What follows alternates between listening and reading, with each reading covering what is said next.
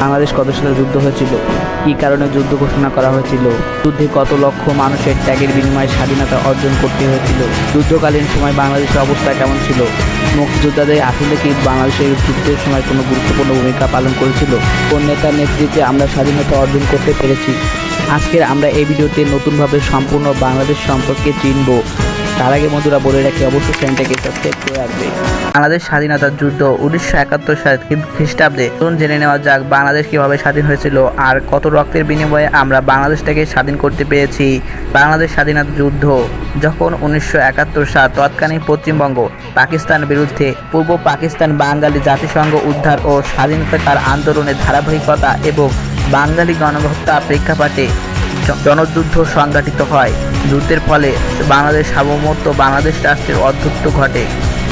দেখি প্রায় 1971 সাল খ্রিস্টাব্দে 25শে মার্চ বাংলাদেশ পূর্ব পাকিস্তান জনগণের বিরুদ্ধে সার্চলাইট পরিচালনা করে এবং নিয়মিতভাবে গণতন্ত্র শুরু করে। মাধ্যমে জাতীয়বাদী সাধারণ বাঙালি নাগরিক, ছাত্র, শিক্ষক, বুদ্ধিজীবী, ধর্ম ও ধর্মীয় ও পুলিশ, আইপিএস অফিসার কর্মকর্তাদের হত্যা করে।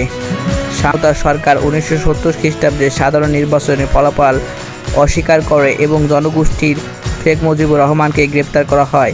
1971 সাল 16 ডিসেম্বর পশ্চিমবঙ্গ পাকিস্তানে আত্মসমর্পণ করার মাধ্যমে যুদ্ধের সমাপ্তি ঘটে। 1970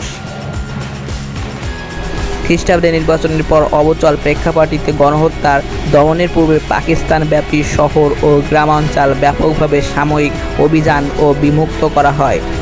পাকিস্তানি সেনাবাহিনী অধিকাংশ ইসলামের দল সমর্থন লাভ করে। সেনাবাহিনী অভিযানে লোকজন, বিশেষ করে সামর্থ্যহীন ইসলাম রাজনৈতিক দলের নেতা কর্মীকে নিয়ে আধা সামরিক বাহিনী শরণার্থী হিসেবে ভারতে আশ্রয় নেওয়া হয়। 3 কোটি মানুষ দেশের অভ্যন্তর উদ্ধার হয়। বাঙালি ও উর্দু আর জনগোষ্ঠীর মধ্যে সূত্রপাত হয়। 1971 সাল যখন বাঙালি পাকিস্তানি বাহিনীর নৃশংসতা বুদ্ধিজীবীরা গণহত্যা হিসেবে আখ্যায়িত ঘোষণার পর থেকেই জেনারেল ও ইস্ট পাকিস্তান রাইফেল প্রাথমিক প্রতিরোধ গড়ে তোলে গুরুত্বপূর্ণ ভূমিকা পালন করে।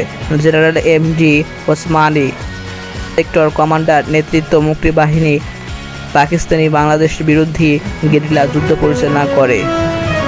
যখন খ্রিস্টাব্দে 17 এপ্রিল মুজিবনগর ওয়েস্টার্নে প্রবাসক বাংলাদেশ সরকার শপথ গ্রহণ করে, কলকাতা থেকে মুক্তিযোদ্ধা পরিচালনা করতে থাকে।